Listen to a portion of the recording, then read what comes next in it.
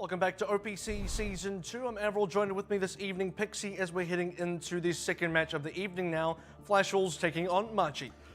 Well, there's the opportunity that tonight is going to be the night of upsets and spoilers. Machi, I don't know, maybe they could do it, maybe they could take out Flash Wolves here, but you got to say, second place versus second to last, it's definitely Flash Wolves' favored here. It's definitely favored, but if you look at the last match these two teams had, they went to a fifth map, so Machi certainly put on the pressure against Flash Wolves, despite not being too favored. But before we get into the match, I'll get a few words from both sides. Coach Ray from Flash Wolves and Coach Cassis from Machi. 教练，也就是我们所谓的官腔王Ray，有没有什么话想跟 Have some words for the other side. 我今天看到你太紧张，讲不出话来。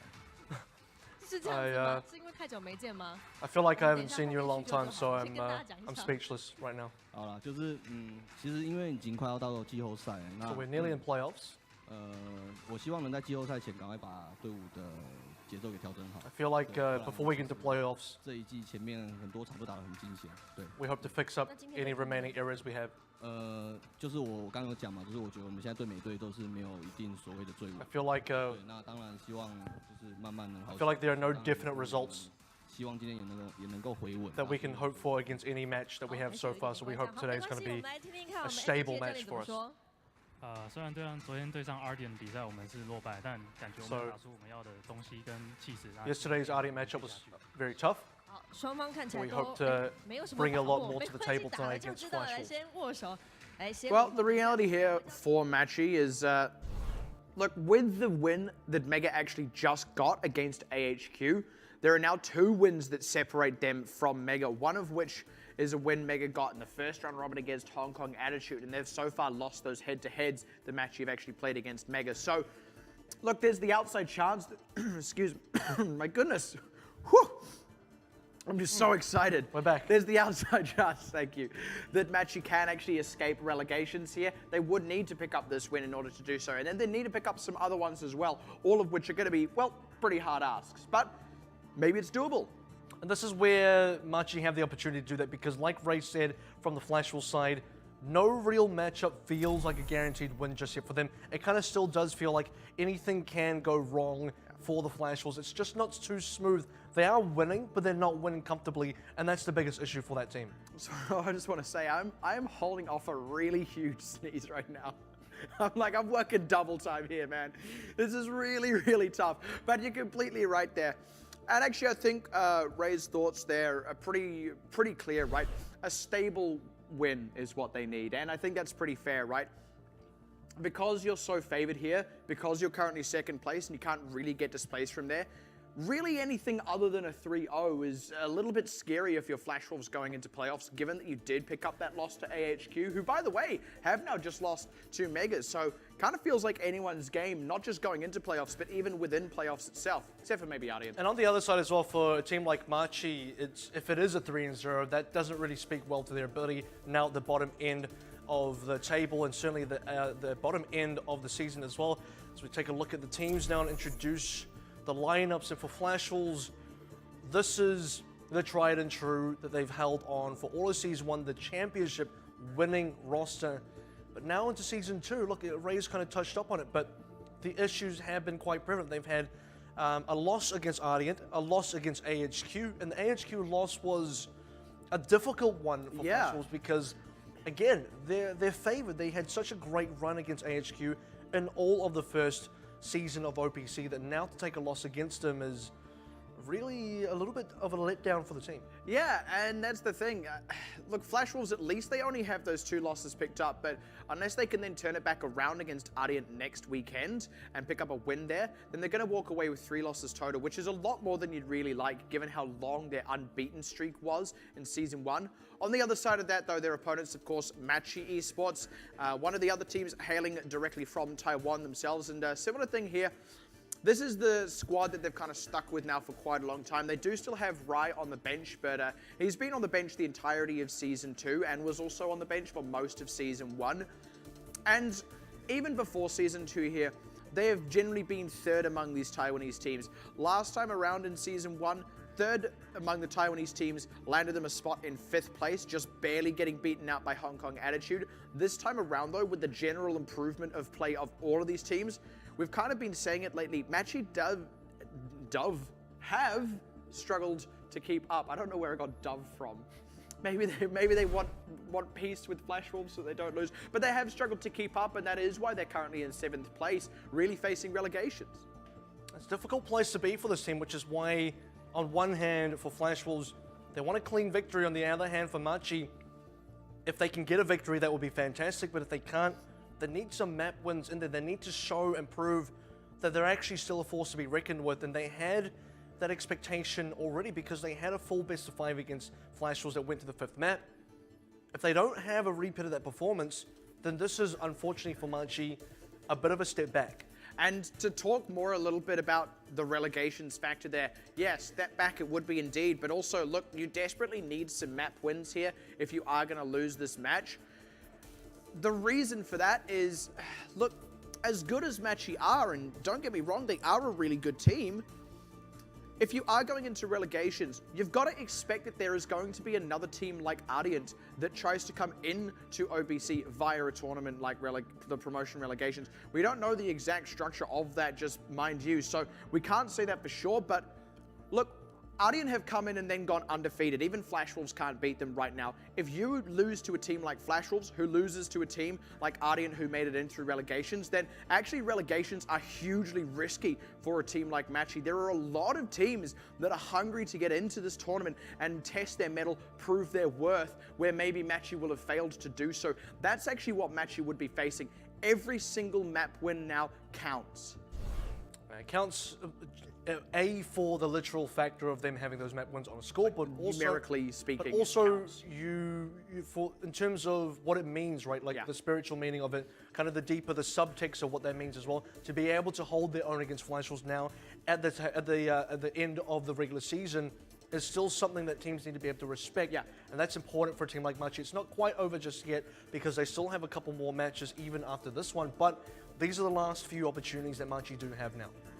Exactly, and that's the thing. It's holding your own, because you've got to say, look, if there is going to be another team like Ardiant who comes through into that promotion relegation tournament that Machi may have to play against, if you can at least go into that, say, yeah, we took the 2nd place team of Season 2 to a full 5 games, or something like that, then at least you've got that. And you would assume that with a little bit more improvement, they could push it over the line and make it back into Season 3, but it is going to be first map pick Nepal for Flash Wolves, who do have the home side pick as well, giving them map picks 1, 3, and 5. That is Control, Assault, and the 2nd hybrid. Machi will get the 1st hybrid and the Escort maps in there as well. That is picks 2 and 4. So, unfortunately, it doesn't get any easier for Machi when you're on the away side against the Flash Wolves. What it does give the Flash Wolves is the opportunity to pick the map on the game mode where they have traditionally had the hardest time against Machi, and they also did lose control to Machi the first time these two teams met. As in the first round robin, Flash Wolves had lost control to every single team except Liberant Supreme. Whom they also lost a different map to, which is just kind of an interesting tidbit to throw in there, but absolutely, yeah. It does seem that Flash Wolves have fixed that up this round robin. Even actually, I believe they did drop it to AHQ in that 5-game series, but when you lost that series as a whole, okay, sure, they lost control. Like, that's more just AHQ were good than Flash Wolves were bad. This has kind of been the round robin of 3-0s for Flash Wolves. They definitely want to repeat that performance. That's what Ray wants, right? That's what for Flash Wolves as well as a team, they want to have that. Going into the playoffs now, you need to show that you're a team that's not just 2nd place in the standings, but a team that can make it all the way to the grand finals. There are some tough competitors now in OPC Season 2. You just had Mega taking down AHQ, who were in that top 4 position, who previously then took down Flash Wolves. So that middle of the pack is so volatile. Anybody beats anybody. So for Flash Wolves, they got to get out of that pack right now. They got to be at the front, be the alpha wolf. Exactly, and to speak to that thing with Mega, of course, that was one that's been brewing for a while. Don't know if you can quite say the same of Machi, unfortunately, but there is always the opportunity to turn on the pressure, to get a big turnaround, to get something of a second wind. And maybe Nepal is where that begins for Machi. It's going to be Bacon Jack and Zonda, with Zonda on to the Doomfist to start things off with, and Machi have mostly gone back to the Tracer Genji, so this is a fairly standard opening for them. And we have seen Nuns have solid effect on this Genji. Nuns, guns, puns aside. This is an early pick onto Bacon Jack, actually. Kiyomi getting a nice one there. They do pull back from the remaining aggression out of Machi. It looks like they may just lose Jong. You know, he's going to be able to pull back safely as well. Good job, Flash Wolves, to hold on to those members, and Bacon Jack can actually rejoin this one before the cap goes over. And that's important because Machi didn't try and pressure any extra distance here. They didn't try and really get any additional kills. Ooh. They do get the cap, however, so they have something to work with. Yeah, and Flash Wolves go in after the cap goes over. Zonda is now having to really change his positioning up, and while that's all happening, the members of Flash Wolves were getting beaten back, unfortunately, on the point itself. But good turnaround kills now as Zonda is able to rejoin the fight. Barely catches Nuns, but Bacon Jack is the follow-up there. So that's going to be a really nice set of closeouts from Flash Wolves. Good progress on the point by Machi, but Flash Wolves kind of have the upper hand now in this fight. Unless this sound barrier comes out and Ken can really turn it around, it looks like Flash Wolves should be able to cap this. This is where Machi is just trying to hold onto this cap as long as they can. Tank still flooding in with no top being demech now. D-Crown may be going down later, but it is the sound barrier coming out, so they do want to commit. And Nuns has got the Dragon Blade to do it, but he instantly gets dropped down because Flash Wolves themselves had those defensive ultimates to play with. Would have still had the Transcendence as well had things got really dicey for themselves. And actually, by holding on to most of those ultimates, only really committing the sound barrier at the end, Flash Wolves have actually got a huge advantage now once they get this cap over. Machi have done a great job of stalling this out though, so I don't know, progress for ult charge, maybe you'll take it. And that's the kind of old trade that you have to take for these teams, because usually you give away a lot of ultimate charge on the other side to get the stall out progress. Now what Flash Wolves can do with this ult charge is really come back big. There's only a 58% distance now, and they can make that up with the amount of ultimates that they do have. Machi though, strangely enough and interestingly enough, they managed to hold on to a couple as well. With Kiyomi's Transcendence, they have the opportunity to actually come back in. Yeah, they held on to a couple. Ideally, they want to have a Dragon Blade in here as well, but if they get opening picks onto members like Jongi, then the ultimates they do have are plenty enough. Cat does go wide on the Pulse Bomb. They do lose Restia in the mix, but Zonda forced a Meteor Strike to stay alive, but he gets 2 kills with it, so I mean, who is forcing out what here? Zonda able to pick those up before going down as massive, swings it back over in the favor of Flash Wolves, who, by the way, still had those ultimates at their disposal. If they need them already in command of this fight. Machi still getting beaten back and really struggling to get a leg up here. And that was a worst-case scenario position for Machi as well. They lose 2 members to Zonda, rather's Meteor Strike, and then Kiyomi still has the Transcendence. They're still just trying to stay in these fights when things are going quite badly for them. They wanted to get Zonda directly out the Meteor Strike, couldn't quite do that. Losing both DPSs means you don't have the damage output to even get trades. That is a huge pick. Jongi only just rejoined the fight. Machi, though, lean on these defensive ultimates. They just need to get a big Dragon Blade here to stay in it, and he gets 2. So, hey, call a big Dragon Blade and it'll deliver, right? Bacon Jack, though, getting kills on the backside of this. Nuns does not have supports to back him up here aside from Restia. No sound barrier available anymore. But Machi doing a good job of this one so far. Get the DMAC now on K-Momo. Can't staying in this for a very long time, as is Bacon Jack though. And Bacon Jack will always be a threat, especially when he lands pulse bombs onto D-Crowd. And this has now become a very protracted fight. With those closeouts at the end, it's going to be Flash Wolves pushing 90%. Exactly, a protracted fight with one that benefits Flash Wolves because they're the ones taking up the progress, not Machi. Machi is still struggling to find a way back in here. 4 seconds remaining now. Could be an opening kill for Zonda, but it is going to be the quick Transcendence that Machi used to get back on the cap. Yeah, they're going to be able to crucially get onto the cap. Sound barrier is out for Flash Wolves, but they lose Sinclair. That's what Machi kind of need here, but they're not on the point. Ooh, just barely getting on it. Jungie does get the 1 return kill.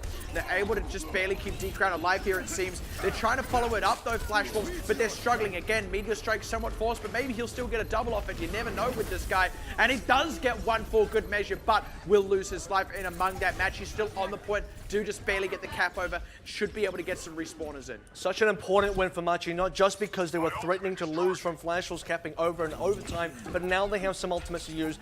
Double DPS ones. Flash Wolves are charging back up. Gotta wait for Sinclair with the Transcendence. They have a better time to wait, but not enough time because Machi now heading towards the 80% mark, now to the very late game of Shrine.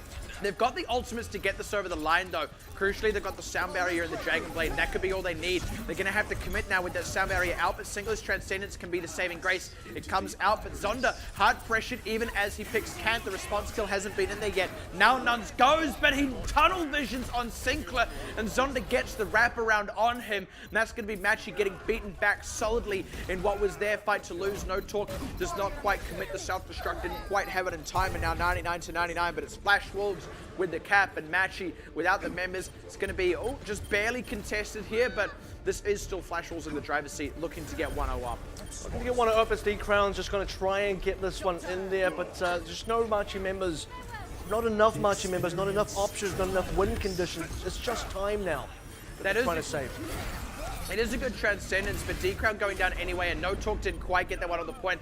Catches Bacon Jack anyway, but they lost the healers. Zonda still putting the damage out in this fight, even with Bacon Jack absent from it. Jongi as well, continually putting out damage output, as he always seems to do in this Winston. This is looking to be these last few members of Machi getting closed out, and a second transcendence from Sinclair in this fight to secure their members. That will be the cap. It's close but no cigar there for Machi. Going to 99 to 99 is something that you can be pleased with, but now you have to be able to finish a game. You need to be able to close out a match and say, this is how we're going to do it.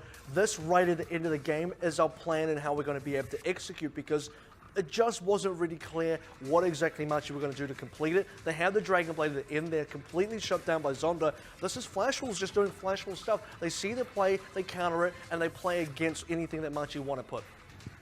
Machi did have a bit of an opportunity to close it out there, and it was going to be with that, Sound Barrier Dragon Blade.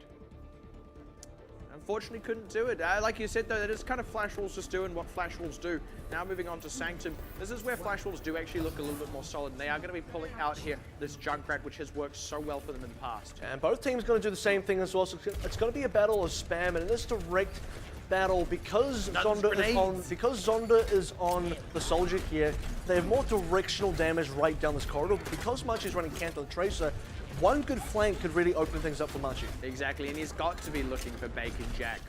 Absolutely the target priority for Machi, but it's a hard ask, and right now, actually, Flash Wolves have been getting the damage down that Machi kind of haven't, and Zonda getting a wraparound where Kant actually failed to. That's going to be the catch on Nuns as well, gives Flash Wolves the ability to set themselves up on this point now.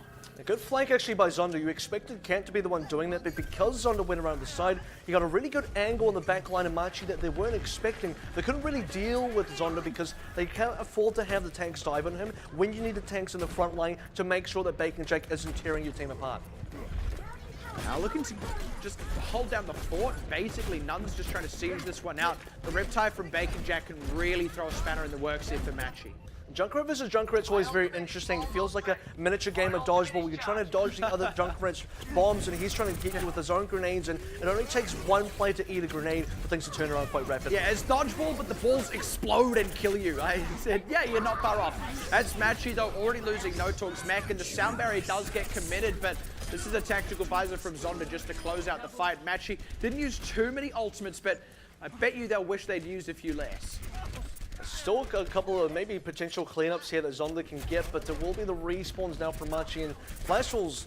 It's interesting because we still only have 50% progress. It feels like a much more one-sided engage, and so for Flash Wolves so far, we're not quite at the game, place in the game where they're threatening to win. So for Machi, a couple of opportunities to get back in. Nuns actually first used the Riptide, but doesn't get anything with it and goes down with it. Kant does get the wraparound onto Zonda, but not the ideal target. And if Bacon Jack can pull back enough, yeah, here we go. Here's his Riptide. Let's see what he does with it now. Machi have got some kills through. Bacon Jack did get No Talk's mech at least, which evens it up in terms of those divas, but actually, you've got to admit, Machi are kind of ahead right now in this fight.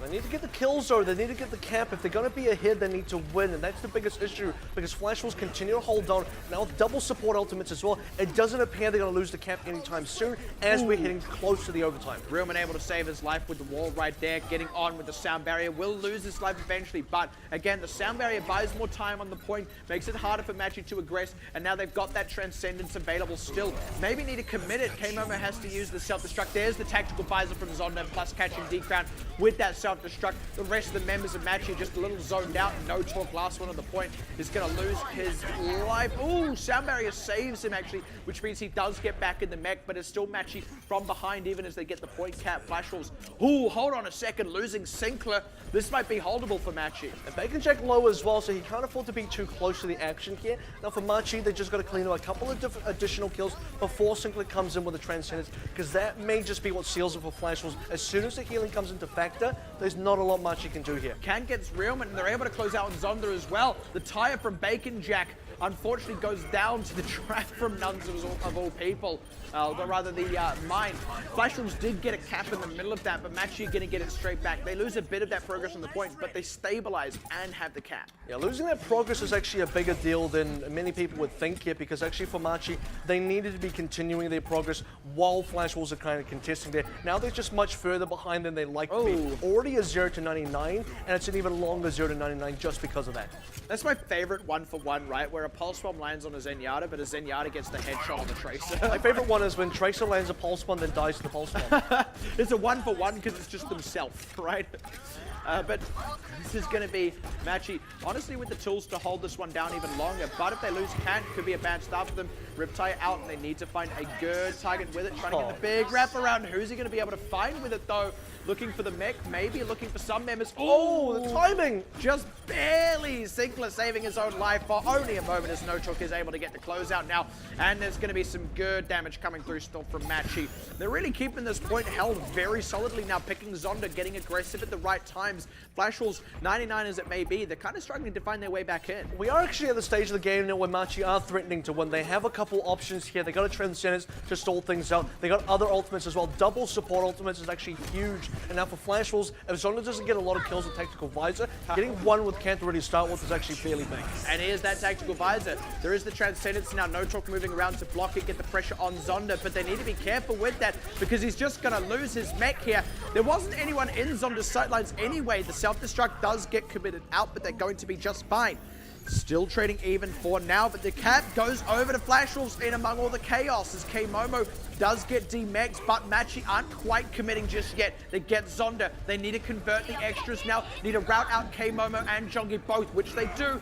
Need to get the cap now. Bacon Jack, good tire to find Nuns, but they will need more. Kant can rejoin the fray, and Bacon Jack himself struggles to stand on the point. But honestly, these Flash Wolves members are doing a great job of stalling for the respawns to come in, and when the respawns are coming in, they are converting kills as well. Saving D-Crown's life. No one's on it. Machi tired up. That was tight. And that's the issue here for Flash Wolves, because all they were doing at the end was stalling despite having the cap into their favor. As soon as Machi get it over, because the overtime was already so long, it's an instant cap out pretty much. In Flash Wolves, no one there, not enough time to continue stalling. Even if they did stall, it was Zonda diving onto the cap itself. He would have went down next, and Machi were still in a winning position in the driver's seat right when it counted. 2 99 to 99s, but this time Machi bring it around.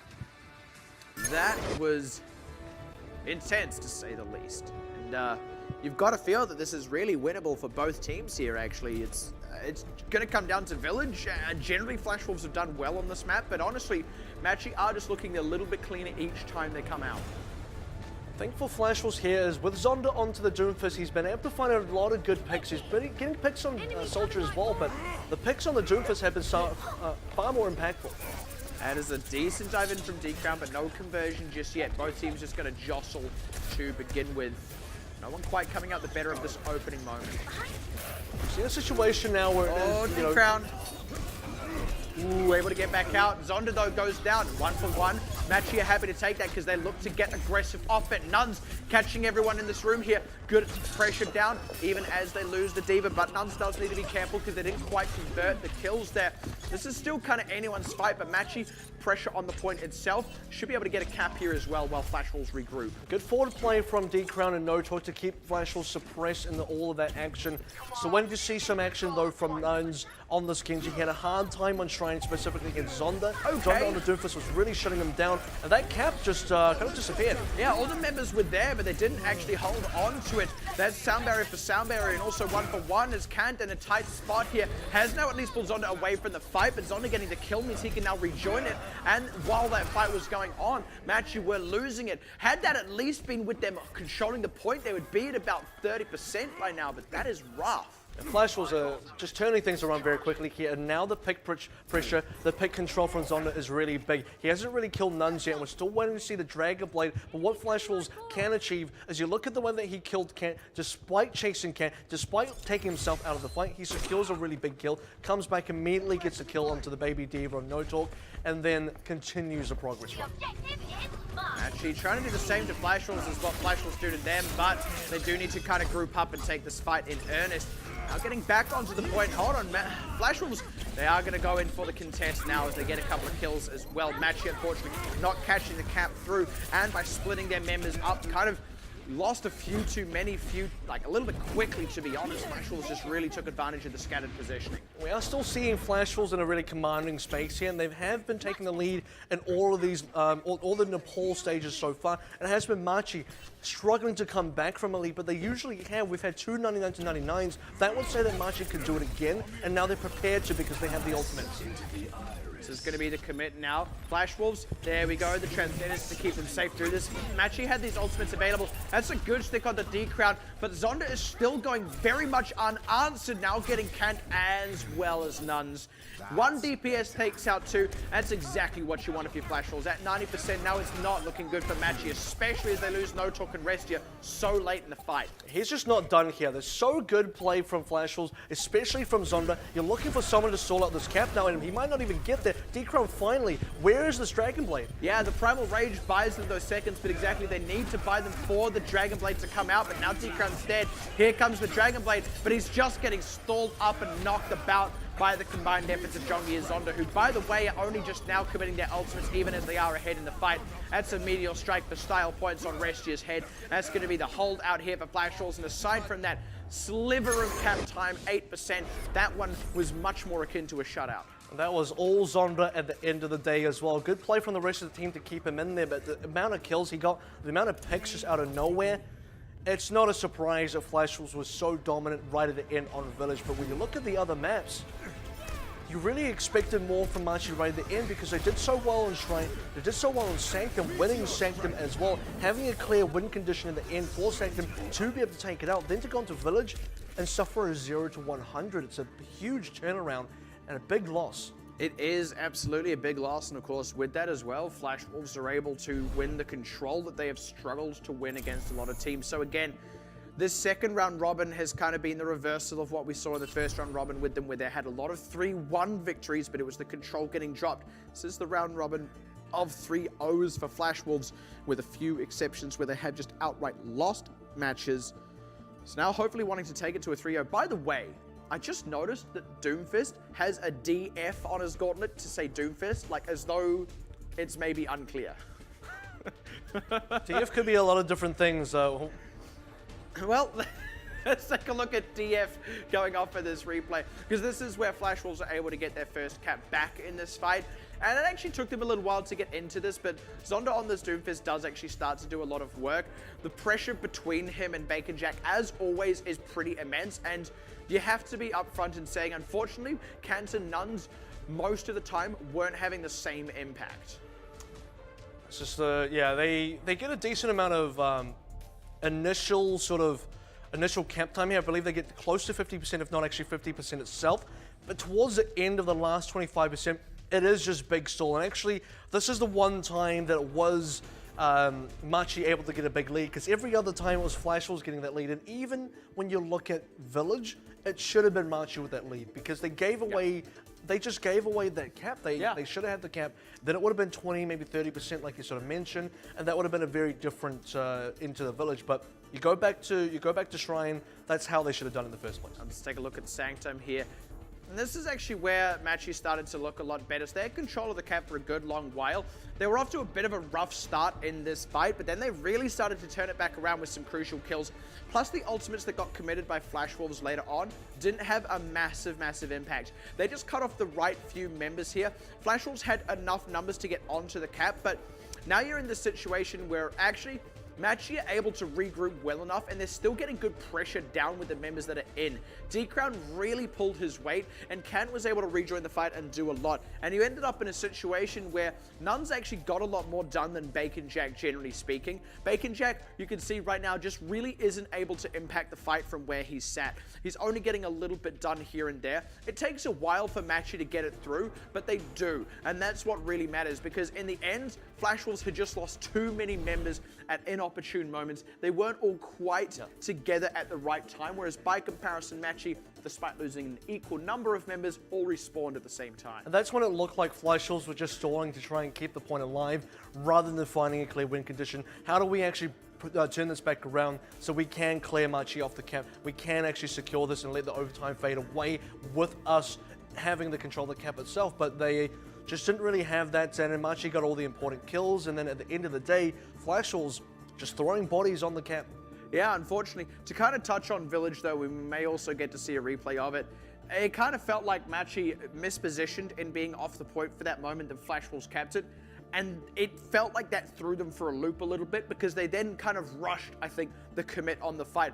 Maybe they were pulling back so that they could go for a commit later on, and if that was the case, then they went for it a bit too quickly. Yeah. Maybe they mispositioned and went for the commit a bit too slowly, were off the cap at the wrong moment, but on the whole, it just felt like there was this hiccup in timing that just spun them out across the rest of the map on Village. Yeah, it was a little bit weird for Machi, and they just never got tempo back again. Yeah. The pacing of the game is so important there, and I think more so even on a map like Control, because usually the team that has control of the point itself, and again, not in a stalling fashion where they're just trying to throw bodies on, but if they have the cap, they're kind of dictating the fights first because they're letting the other team come in and then they're saying, okay, how far do we want them to come in before we jump back on them? So we just want to fight them in the choke here. You can force teams to fight specifically where you want them to fight, and good control teams will usually keep that away from the cap itself. Yeah, generally speaking, right? And the thing is, the opening skirmish had gone well enough for them as well.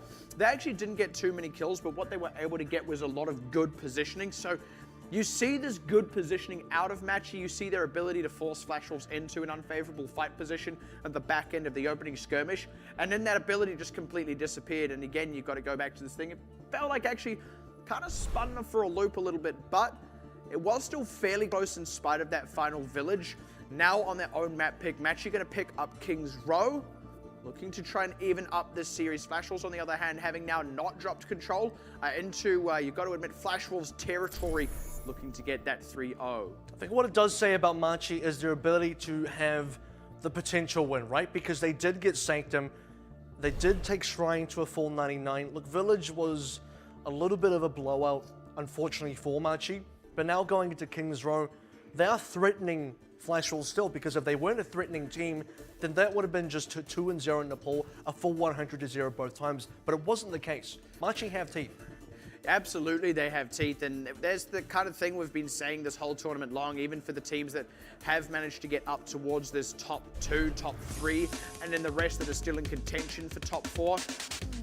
No one can sleep on any other team in this tournament, and that does include Machi, even though they are second to last. Heck, it includes Liberland, right? Liberland still have the opportunity to pull out particular wins here and there. They can really ruin your day, as it were. But the other side of this coin is, for all the promise they have, for all the teeth that Machi have, they're unable to clamp down and bite when it counts, it seems, a lot of the time. We talk about execution being a huge factor this tournament so far. Machi have actually lacked it where a lot of teams have had it, and that is a big proponent as to why they are currently second to last. You do see the respect given from Flashballs as well. If you looked at the moment when Flashballs actually won Nepal, you looked at the playing cams there, they looked fairly relieved. It was a bit of a moment. They said, okay, that could have really gone badly for us. Losing Sanctum was a bit of a blow.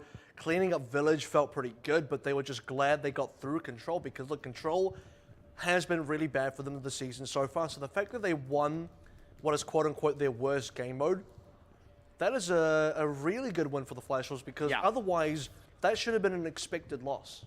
Yeah, exactly. It's a good start. That's the thing. It is a very important start as well, because now they're back into that territory of following the theme that they've so far had the second round robin of winning Control and also getting a 3-0, compared to the first round robin where they were very consistently only winning 3-1, having lost Control. Well, that's the biggest problem is, right, because back then they were losing Control but then winning everything else. Now we're into season, bottom end of the season 2, where they are also winning Control, but also they're not any worse at any other game modes. In fact, they're just as good, if not better. So that means if you were ever going to beat the Flashballs, you got to start by getting their control off them. Because you have it, now you're into the territory of potentially not winning any of the other maps. Like I said, we're now into Flashballs territory, and it is Machi with the map pick, going to be defending first, going to pull out a Doomfist of their own as well.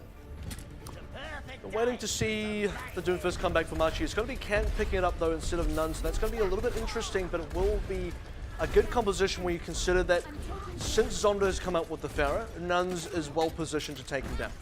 Exactly. Nuns is on the exact right pick to be handling this. Given that they also don't get that aerial control that you get out of the Winston and Diva, you can't really block those rockets up in the same kind of way. You've got other tools at your disposal, defensively speaking, and these other tanks are a good read of the Junkrat. Oh, big shots into the zombie so far, forcing him to back off. This is the kind of pressure that Nuns has, but Nuns got to be careful because he's feeling low himself, and eventually Flashwell's got a lot of spam damage, and they should win this damage war. Yeah, this is the pressure that Bacon Jack has, and there it goes, the first conversion as they crack the shield wall. No Talk can do a lot of damage here, so they have to respect that, and indeed they do as they target prioritize him, get the kill, close out on Kant as well, and there's not really many members left of Machi who can really do the work here and turn this one back around, especially not with Nuns going down to Sinkler just to add insult to injury. Late pick on Kiyomi as well. That is a very clean cap from Flashwolves. Flashwell's they put a good timer onto Machi as well because you feel like it's a good siege composition where laying down so much spam damage, a lot of AoE damage, eventually they overpower Machi. If Machi do nothing, Flash will simply win. Also, as soon as the res does become a factor, Machi are even worse behind. Instant change up for Machi as well. They do not want to have those static slow tanks because like you said, they eventually lose the spam damage war. But what they also lose here now is the ability to get those hit scan DPSs onto the two members in the air there. With the exception of Kant, but it's kind of difficult sometimes for the Tracer to do it, given that he wants to deal with Bacon Jack, who is now going to look to crack the fight wide open with a Riptire. See what he gets with this one, but it is probably, okay, that's a decent amount that he gets, but it is, again, if you look at what Machi's trying to achieve here, they have a priority. You're either going to go for Zonda or you're not, and they don't choose to. They're going to try and win the ground war. So far, though, Bacon Jack's winning that. He absolutely is. And that is just shy of a gong for Flashwolves. Look, at least Machi get that Riptire out, but aside from that, that was an extremely cheap fight for Flashwolves. Yeah, and, you know, one Riptire getting 2 kills, Bacon Jack gets another 2 kills just, you know, off the back of spam damage. Haven't even committed the res yet, haven't committed the rocket barrage. Flashwolves, it feels like they have so many more tools they can still use here. This is an expected B cap now. And by the way, Machi have nothing but a sound barrier here to go on, so I mean, it's going to be a hard ask if they do somehow pull out a defense because they've got to get all those kills. And then, like you said, Razor's still available. Rocket Barrage committed onto D-Crown. Good block, though, from No Talk, and they get the answer back. K-Momo throwing out the self-destruct, getting 2 with it as well as Singler commits a tempo res onto Zonda. And that's, again, going to be what's looking like a fight win for Flashwolves. This time a little more expensive, committing the 3 ultimates to Machi's 1. So Machi do start to even up the score just a little. But yeah, Flashwolves, very clean cap on me. And that's certainly more expected when you consider that Ressia did commit a sound barrier, but Machi were always going to be behind on ultimate charge because they changed up their composition, because Nuns and Kant changed things up, because D-Crown as well. Not only do they lose A in a demanding manner, but actually Machi, they make it worse by having this huge compositional change. They're now starting to catch up, but is it too late? Yeah, and they've also lost that ability to get the Dragon Blade out of the Genji. Here's another Riptile. Let's see if it pulls the same kind of mileage, looking to get those backliners. It hasn't been spotted out just yet, and here it comes in behind them. No way! 2 for 2. Getting the supports again with the Riptire as Zonda on the front line getting aggressive to take out the tanks. Now it's just D-Crown left as the payload about to reach the terminus. Machi, they do get one last fight. Now this is just Bacon Jack playing bowling here. He lands a couple pins, then hits the spare the second time around. The Flashwolves continue this pressure now. Realment with the sound barrier ready to go. Machi, at least they're finally getting this ultimate, and it feels like we've been waiting since A to see them. And at least they came out the right side of the spawn as well. Nuns does get the one onto Sinkler, and that is so crucial for them. K-Momo as well will not get back in the mech, and now Machi, getting some kills through, are able to start to stabilize. Had to commit a couple of ultimates to it, but they've been able to charge a few up as well. This is now looking just a little bit more doable. Yeah, sneaky camp from, sneaky can't push from Jongi rather right at the end there. Just move the card into a position that's a little bit more favorable for Flashwolves. Still with 3 minutes and 20 to go. This is actually when Flashwolves are heavily changing their composition. So we're going to talk about tempo, we're going to talk about pacing again. Machi have that pacing now because they have the ultimates and Flashwolves don't.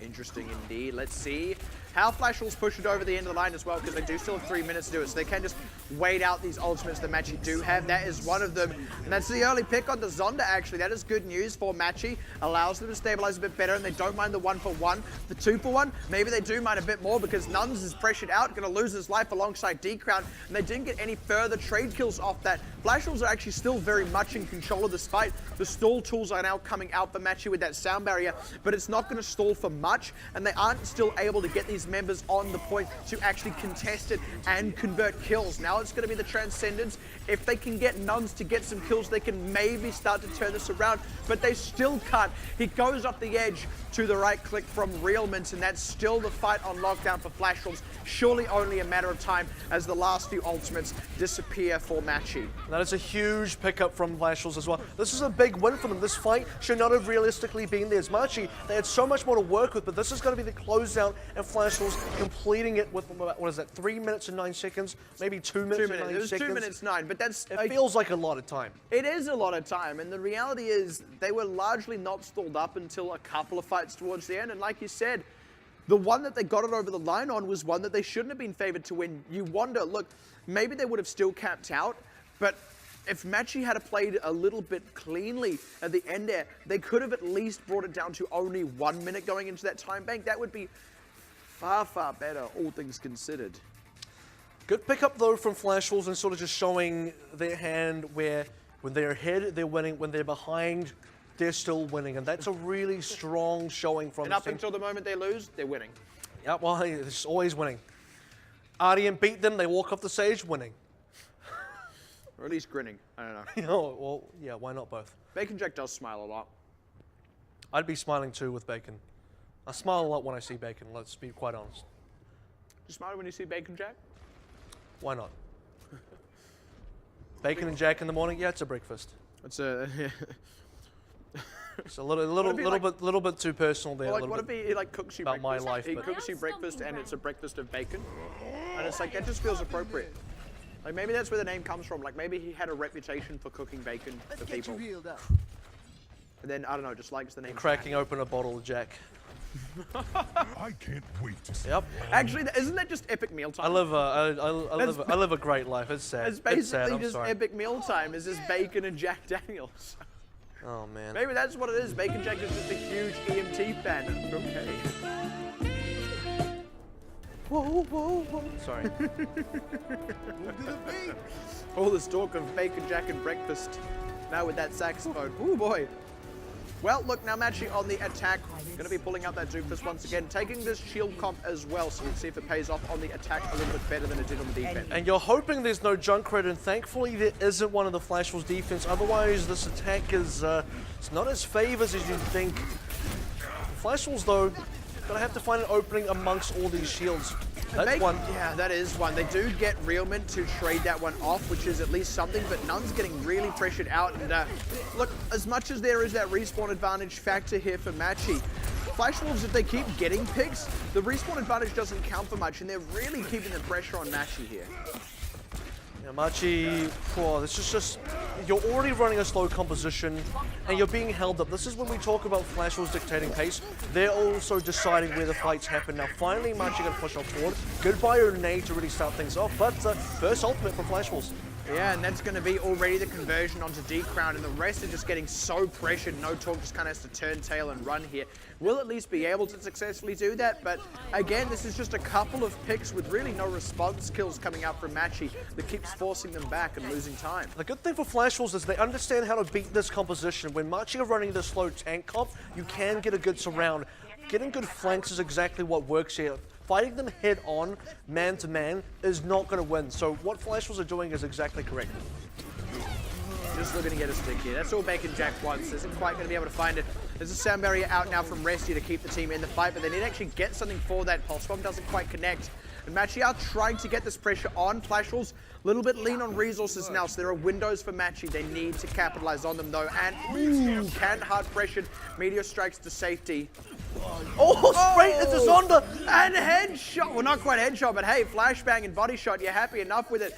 And actually, Zonda hadn't seen that. He just kind of sniffed it out and combat rolled backwards. That was so huge. You got to respect the man fight there. And had Zonda not had the combat roll as well, that would have been kill for Kant. So just, I guess, quite fortunate the cooldowns were favoring him. But Flash Wolves now, we're still waiting, or rather for Machi, we're still waiting to see where this push really comes out. They finally have a Graviton Surge coming up to Earth Shatter as well. Lots of energy on No Talk, but where's the damage? And they lose Kant as well. That's going to be the Earth Shatter first. They're trying to convert. Don't get the kill. They don't get the kill. And now they're going to have to do it with the Grav. So lean on time now.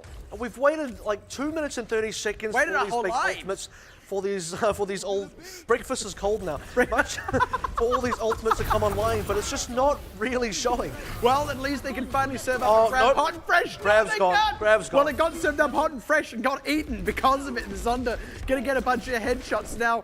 This is about as hard as it can get for Machi. Super rough to get beaten back when they finally had all those resources, all those ultimates banked up, and Flash Wolves committed none.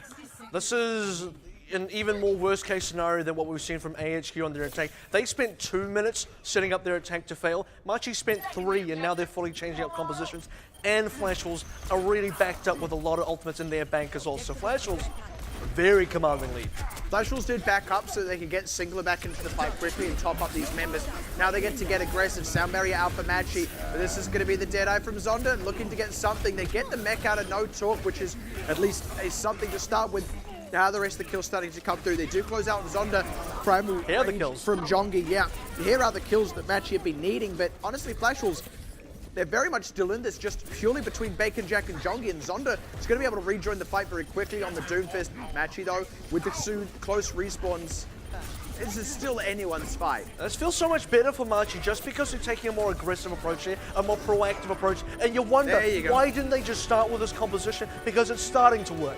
It really is, and now they close out on Zonda as well. Flash Wolves will fight to the last here, and it will be in overtime. But again, if they go 1 for 1 here, now the respawn advantage for Machi will start to become more of a factor. Nunn's going to commit the Dragon Blade to secure out these 2 supports, and that is exactly what they need to get it over the line now. Flash Wolves, they need to not commit Zonda in too far here in case he gets routed, but he just gets Kant, who is quite far forward himself. That's the payload underway. And now we're going to go back to the old discussion, the conversation before, which is how these teams in winning positions when actually they're so far behind. Let's take a look at what that fight looked like before we even got in. Flash Wolves, 5 ultimates. Machi, nothing. Completely swapped out the composition, almost hitting into the overtime, but it is a Machi victory. Nuns in the middle of all of that farmed up a Dragon Blade.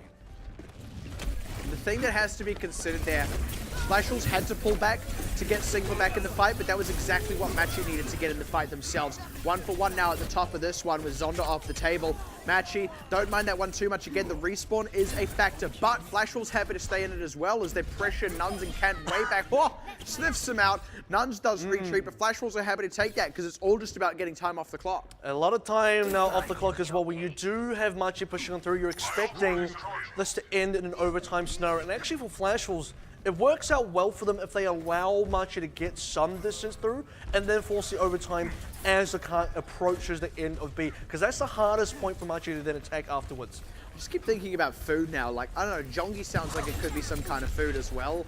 Like some kind of exotic pastry. That's going to be the death of Singler, though. Double kill for No Talk. Huge for them, as K-Momo was not in the mech at that moment, was trying to get the self-destruct off, and that is the fight that Machi have been needing.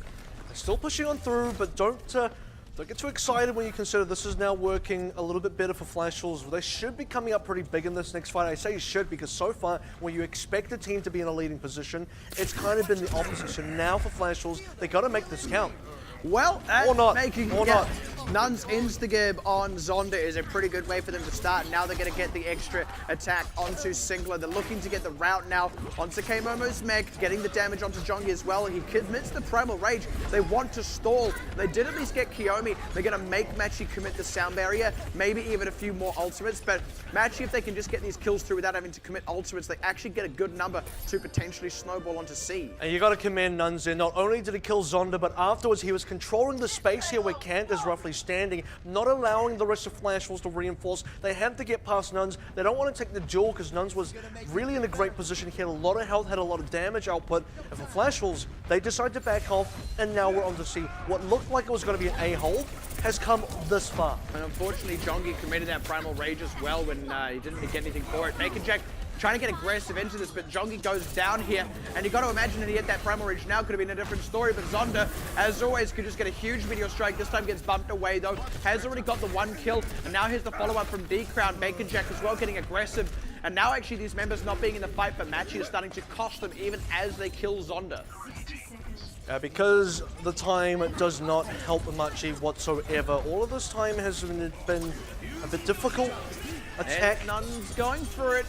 You talk about difficult attack. He's already dead, unfortunately. The sound barrier just meant he couldn't get the damage through, and they committed ultimates into that. Now they've still got enough time for one more fight, but they don't really have any ultimates to use for it, aside from that self-destruct and transcendence. So the goal here for Flash Wolves is at a minimum force the overtime, because even if Machi cap in the overtime, you have a nice advantage with Flash Wolves. Just have to hold for 1 tick on A. Rather cap 1 tick on A, but for Machi, you got to be able to actually finish this map to even get that time back scenario to happen. Exactly, and it's very achievable here for Flash Wolves as Zonda into the thick of it. Self-destruct just kind of coming out token, as it were. Adds the kills that Machi need to kick it off, and they get that conversion of the space from their self-destruct. Now, need to get aggressive onto the remainder of Flash Wolves. Need to try and stagger out these kills, but Flash Wolves retreating. Going to be able to hold the line for a moment.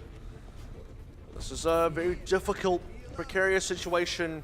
Kind of for both teams, really. Flash Wolves threatening to just close out the game. Whoa! Machi threatening to cap, and certainly with the kill on Sinkler, that looks like a lot more of a reality for Machi. That's the Primal Rage for Jongi, but they've got the sound barrier here, Machi, and Jongi's just kind of going nuts on the point itself. There he goes, finally getting onto the back line. Target prioritization is Nuns, and they convert Jongi low, but he's going to be able to stay alive for now. And plus, we'd have that respawn advantage as Bacon Jack securing out rest here. Kant has got to work double time, get shot in the back by Sinkler, or rather in the head, I suppose, back of the head, whatever. Machi are going to get rebuffed, repelled, and are not going to be able to get the cap, as Flash Wolves will indeed secure themselves King's Row. That is a nice win for Flash Wolves here. A little bit scary towards the middle. Again, that A was the big turnaround. This is what we're talking about when we say Machi have teeth. You kick a dog down long enough, eventually he bites you back, and this is exactly how Machi played it. They had so much good momentum that they almost capped out a full King's Row game where they nearly lost on A, but not quite enough at the end. That was really, it was rough for both teams at various junctures, but on the whole, you got to say it was rougher for Machi because of how long they got held down on A4. And look, they had decent momentum across the Streets phase up towards capping B.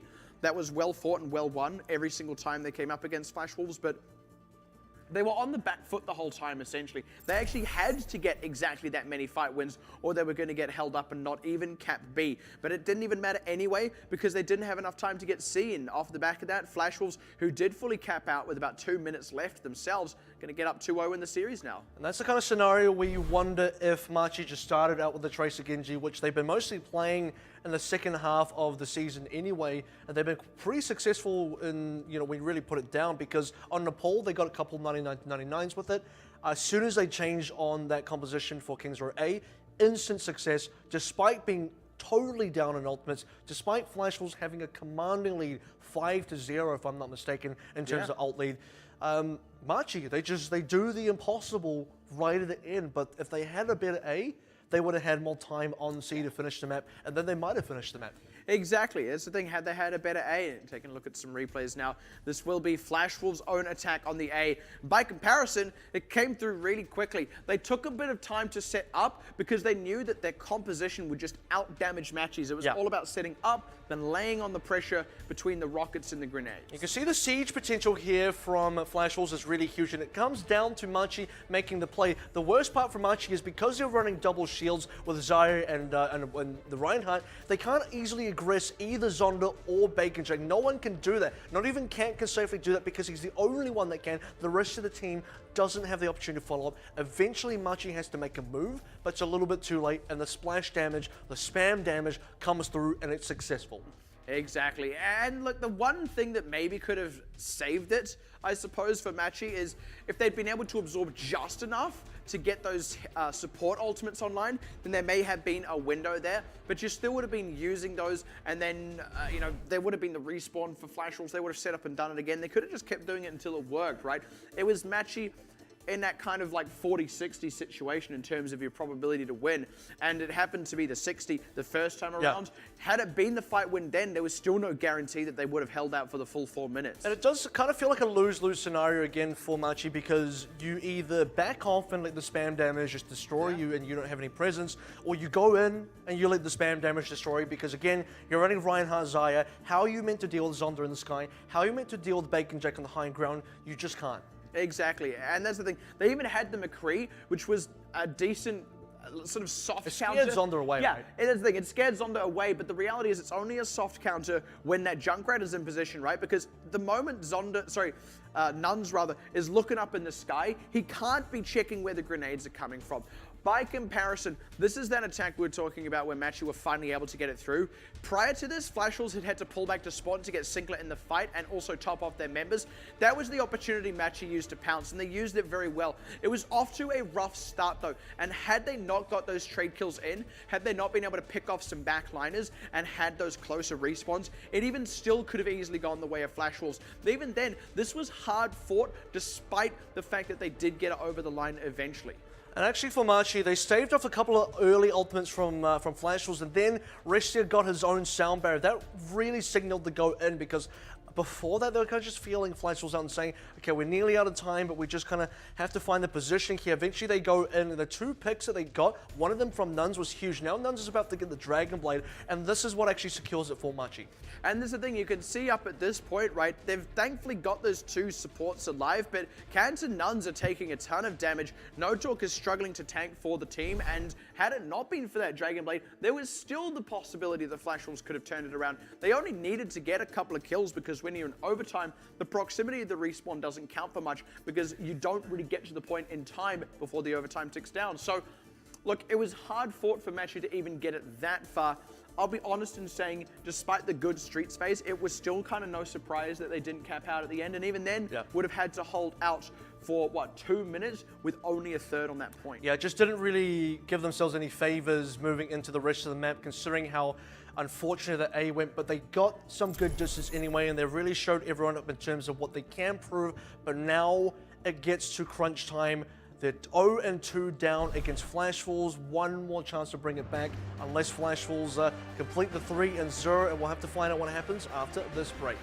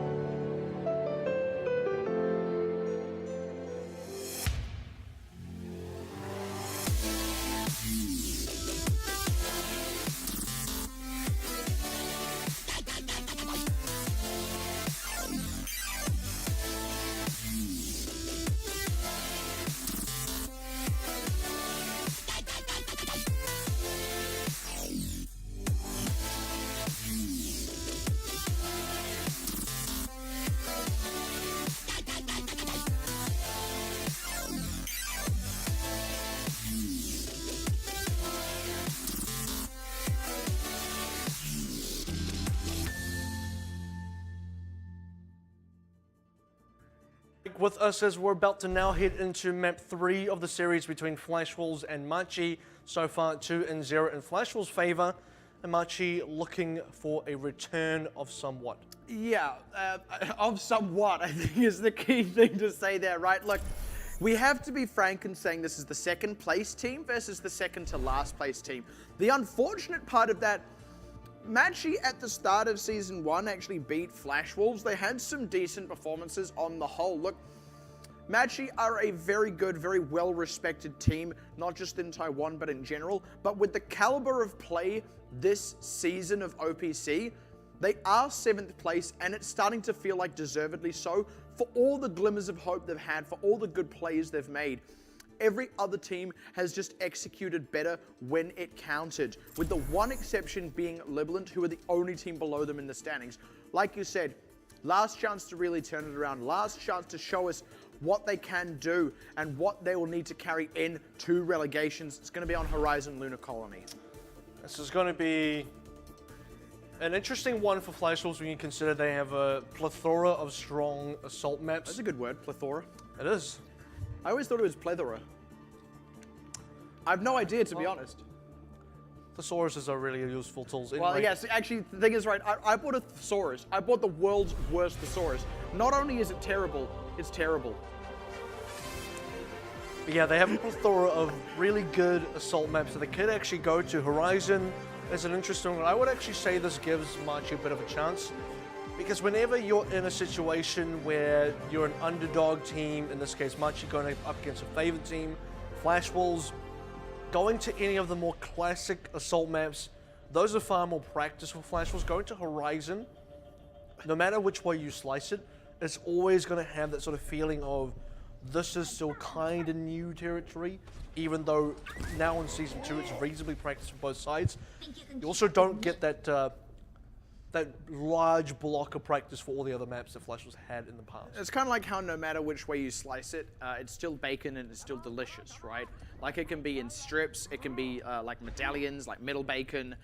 You know, you can smoke it, you can cure it, and it's always going to taste great. And that's Pretty much. yeah, that's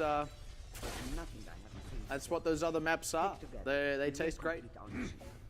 Well, let's hope Machi are Jewish then, because then you're not going to have any bacon, and that's fine. So, Sure, yeah. Well, I was thinking, like, what does being Jewish have to do with being on the moon? But you know what? There you go. Well, look, it is going to be Horizon Lunar Colony, and you're completely right. This is an opportunity now for Machi. I mean, it would be an opportunity no matter what, but the other thing, though, is Flash Wolves do look solid on this map, generally speaking, and it's a good Junkrat map for them on the defense, a good Doomfist one for them on the offense. and Nuns has had a good showing on the Reaper as well, so this is a good opportunity, but you do have to be concerned a little bit because of the composition, a little bit slow, a little bit weak to Junkrat in kind of sorts as well. So the hardest part is right here. If they can't get good positioning off the top, they're not going to get anything done at all. What they need to do is sit themselves onto the cap. If they can stand at the cap with a Reaper and 2 tanks, they're in a good spot. Otherwise, they're done. And that was the window there as Jongi went on the aggressive. They didn't quite close it out. It took a little while, but they just started to beat back Machi a little bit. And like you said, this is how all these pushes are going to go, unless Machi can get aggressive and get a good pick early in the fight.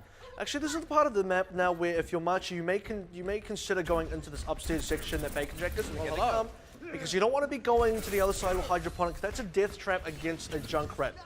Hey, guess who's got a pulse bomb? It's Bacon Jack. I was almost half expecting it to come out right there and then. This is a lot of charge, though, for No Talk, and they are able to get onto the point. This is where Nuns can start to have a very good effect, but this could be a huge, huge Riptile. Let's see where he chooses to place it.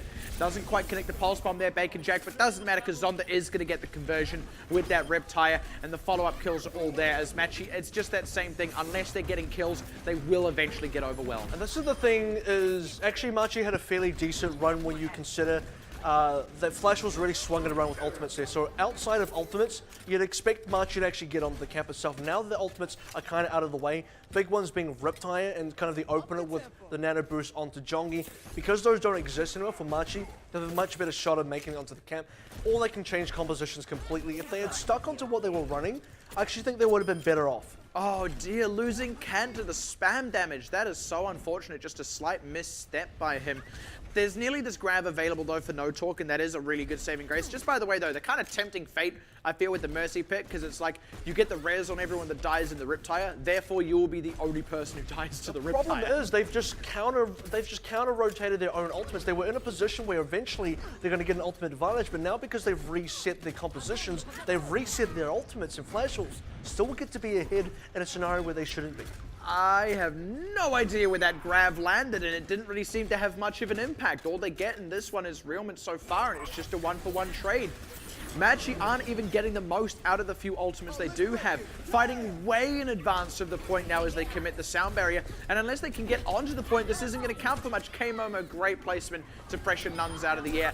Double kill with the Pulse Bomb, and it was already going Flash Wolves' way before that as well. It's really just insult to injury. And that's the problem, right? You kind of just said it. They're not even getting to the cap. They want to be fighting on the cap. That because Flash Wolves are controlling this space so well, they're consistently dictating the fights outside the cap in the sort of more narrow section of the map, not even in the open spaces, but in the opening sort of, in that middle section where it's just a lot more narrow and they just can't get past. I don't know, what is it, like a food court or something? There's a couple of tables down on the bottom side there. Getting the pick on Realment, though, is the sort of thing that they do need, even as the Nanoboost is out on Jongi. He's just not quite getting much with it. Now they've finally got an opportunity. Zondo, though, Riptire could completely take that opportunity out of the picture. That's a huge one. Watch this tire fly. And now Bacon Jack. He doesn't even need to get too much, just looking to close out on Restia to stagger out some of these kills. Not much time left for Machi to do it. The Flash Wolves are still adapting. Zonda's now onto the Soldier as well, so every time Machi have sort of changed up composition, that okay, we're going to counter the Junkrat, we're going to do these kind of things. A, you don't counter the Junkrat because the Riptide kills you mid-air, but B, now Zonda's set up, he's ready to go. Realment down though, maybe an open. Yeah.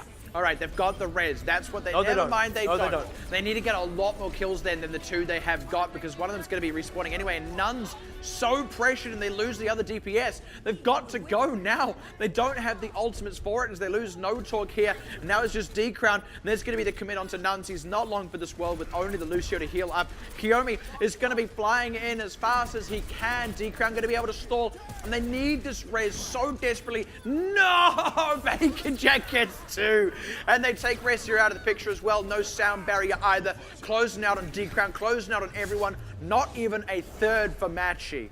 No talk, no Nez, no res. That's a really unfortunate place for Machi to be in right in the final moments here. But I think, you know, they kind of, it was all in their own hands. They had the right composition technically at the start. I mean, it's not really super favored against Junkrat.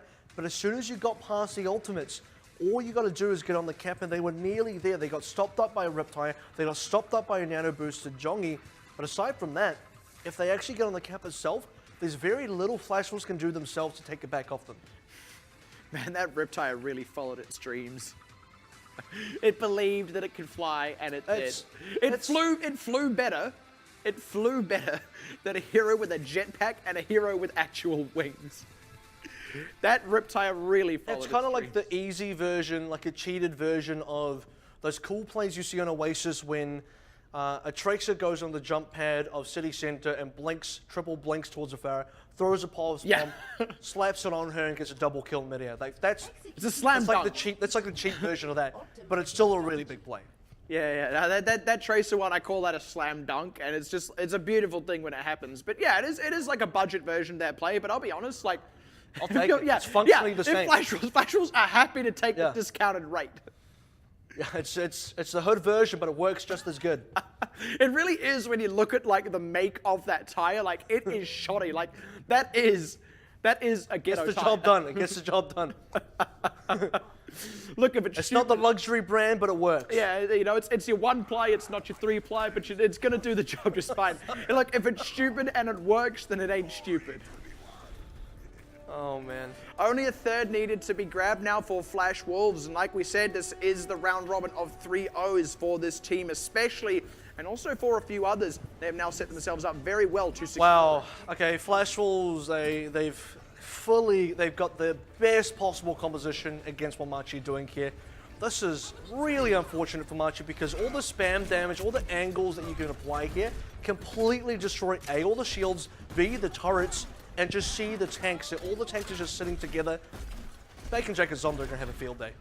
Yep, shield comp versus spam damage. I don't need to Spam tell wins. you. Yeah, exactly. Spam wins every single time, and they're able to get around the backside of it too, just to add insult to injury.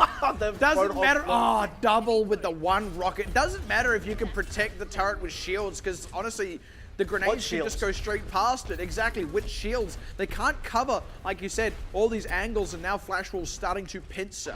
It's not even the angles. Even if they did cover all the angles, the damage output is so intense, so insane from all of the spam. The shields just never last. So far, it is starting to hold out, but you're never going to get a situation where the Torbjorn turrets mean anything. This is why Machi have swapped up the Torbjorn immediately.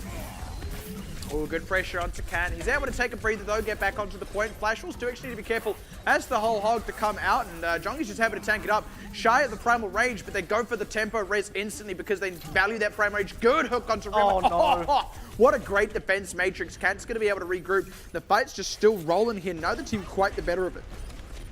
A lot of spam damage coming on the side, and you're in a sort of space now where for Machi, you don't know which direction to look. The damage comes from everywhere. The players on the Flash Wolf side are coming from all directions, and Machi, with all the shields that they don't have enough shields to cover all those angles. Ooh, good catch onto Realman, but he is going to be able to respawn, and now Flash Wolves have the ultimates banked up. This has taken them quite a while though, so if they do get repelled a couple of times, then actually Machi can hold this out and take it the golden point. Well, the thing is, the time is really important here for Machi. They need to shave off the seconds, because for Flash Wolves, they're just got to get that 1/3, and they're about to hit the 6 ultimates that will allow them to do so. One good Riptide completely opens up this defense. One good Rocket Barrage completely opens up this defense.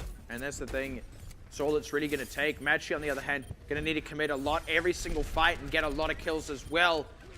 Sigler has to be the priority target, though. Nuns is a good position here, has the wraparound, looking to get the commit on the backside. Tempo res onto Zonda. Oh, the tire straight out from Bacon Jack to take the tactical visor off the table. Now Bacon Jack able to stay alive with the sound barrier. They don't have the res available though, so every kill match you do get counts for double essentially. And they are getting the kills as they convert on Zonda too. Man. This is big for Machi.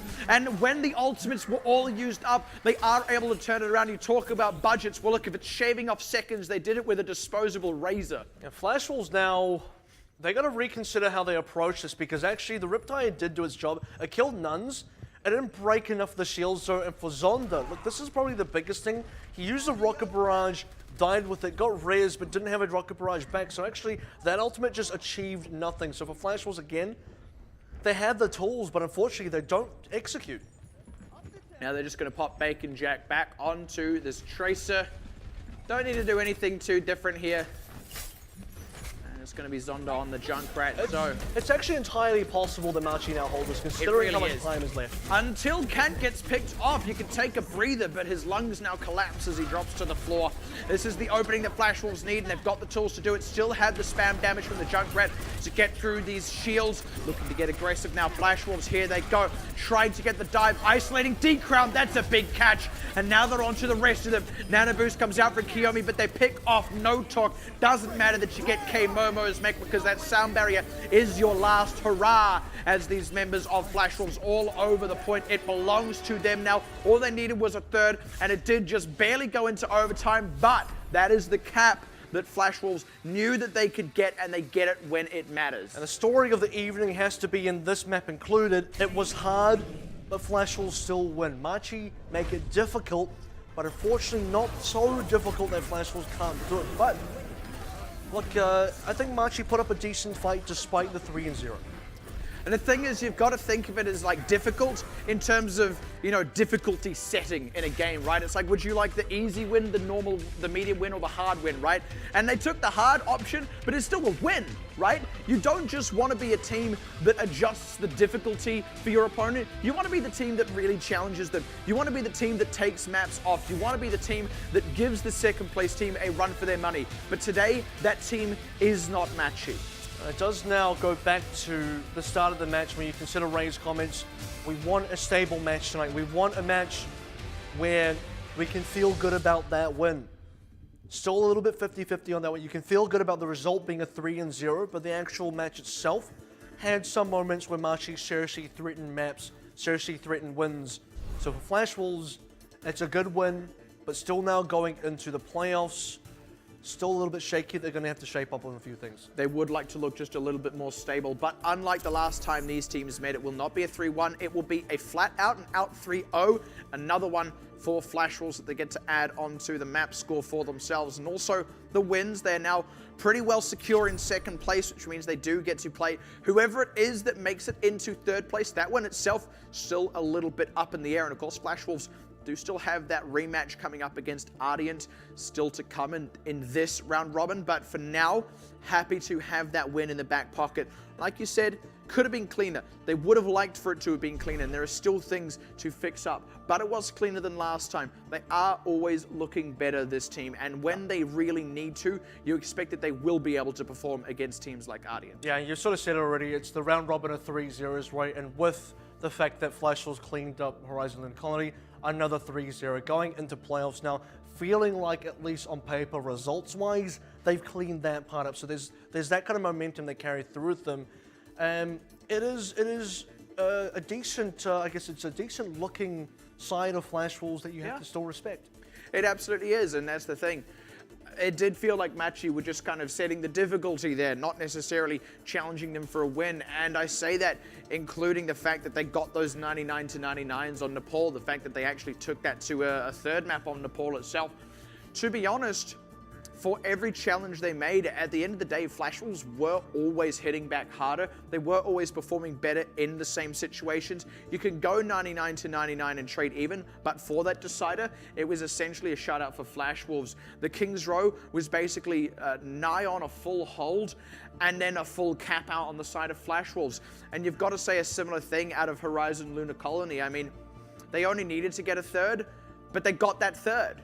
Let's take a look at that now, Horizon Lunar Colony, in the final moments for Machi as they're trying to get in there. Note Kiyomi, a lot of pressure on this guy, and if he has the res, if he manages to get that res, it would have been a little bit different. But Bacon Jake, right at the crucial last moment, as 5 seconds remain, he gets that kill, and this is probably that one big kill that really swings it in Flash Wolves' favor.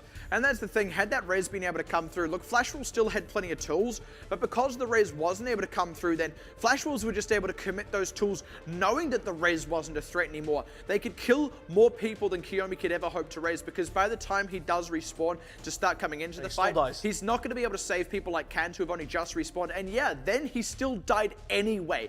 Like, that's when you say it's a commanding fight, right? Because it's like, even in the ideal situation from that point on, it still wasn't probably going to be enough for Machi, and then they didn't even get that because Flash Wolves were so in control. Well, Bacon Jake just read that situation so well. He said, look, I know they got a res coming here, got to put the pressure onto Kiyomi, still being impactful, feels like he's everywhere at once, because after killing Kiyomi, he's back on the point, he's back dealing damage everywhere else. He knows the timing of the respawn, but as soon as Kiyomi's back up, he's back on the front lines at the front gate, stopping him as he stands, and just no res ever. So Bacon Jake read the beats of the game perfectly.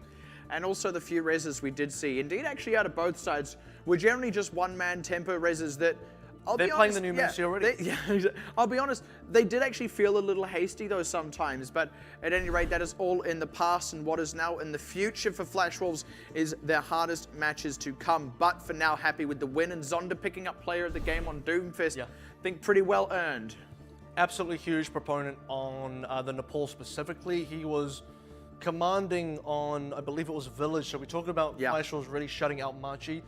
And it's interesting because it was Flash Wolves getting better as the night went on, or rather, you know, Flash Wolves just finding their feet a lot more. Control was never going to be their strong point, but as soon as you get to the later stages, you get to the King's Row, you get to the Assault as well, that's when they look great. Now into get some words from Realment. 大家打声招呼吧。大家好，我是31。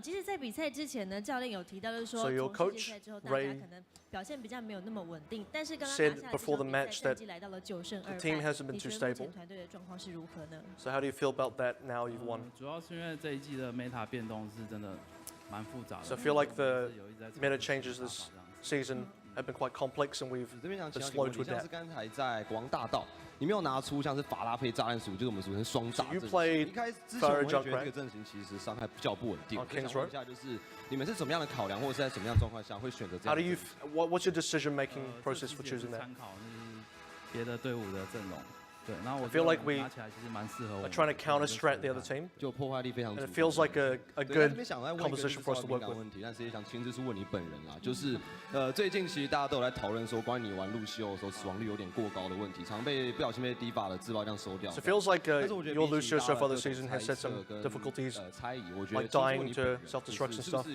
有时候是误会这样子？其实前阵子是因为真的死亡率很高，因为我觉得我 I 们 feel like I 队伍 died a 现阶 lot 段 more 其实 in the 真的 first round robin. 打不赢 ART，所以我有一直在尝试就是新的打法这样。 So I feel like, you 没 know, 有打好就是 losing to 会 A Ardian really woke us up a little bit. 失误啦 We'll 对 be trying out some new 对， things 那 and 怎么 trying to 看？是 improve a 大家 lot. 就一直在会消遣你这件事情，我是觉得蛮好玩的啦，蛮好玩对啊的，心态很一直正确，看到自己的 ID，觉得很特别。很特别，这样反而有话题这样。对，心理素质还蛮强大的，不会就酸民的言语就对了。不会。好的，谢谢 Realman 接受我们的访问，也谢谢 So 易 there 先 it 生。 is. Couple of thoughts from the Flash Wolves, Lucio player and the main shot caller, Realment. And yeah, look, they did a great job of counter-strating when it turns out. Yeah. Look, it was still hard, I'll be honest. Like right at the Oh, end yeah. there, the Junkrat Farah looked great on paper, and it was. But right at the end there, Machi put up such a great fight. You got to commend them. But with that, it's going to be the 3-0 pickup now for Flash Wolves, cleaning things up for the second match of the evening. There is still one more to come though, so don't go anywhere just yet. Limit Supreme going to take on Blank Esports. So for Blank to maintain their top 4 position, they need to win this one. So if you want to know exactly how that one pans out, make sure you stay tuned and don't go anywhere.